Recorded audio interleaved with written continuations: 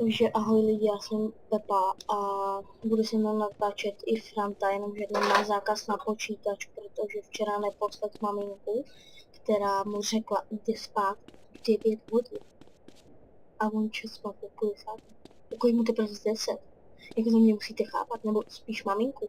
Mě jako 11 vlastně, jako, že bych si neposlal maminku, na to bych si nevěděl.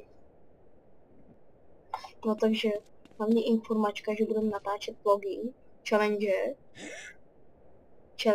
že jo, no, vlogy, Minecraft, budeme natáčet hlavně, to je asi největší let's play, co budeme natáčet, kdy to bude největší série.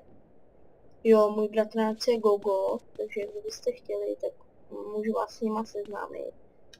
Mám 100 000 korun jako vlastní, takže si můžu koupit speciální kameru a webkameru. Jo. Potom hlavně ta informačka, dejte nám odběr, my jsme fakt budeme rádi. Já jsem Pepa, on je Franta. On měl dávno spát, jo, ale on je víkend, takže on ještě nespí, jako, že jo, Franto? No, já jsem zlobivý. Já si neposlech maminku, ona je ještě v práci. No a ona je na ní naštvaná. Ale to počkat, až přijde, já jí to na práci. Jo, takže to je asi. Tati, já tady natáčím. Ty vada, tati!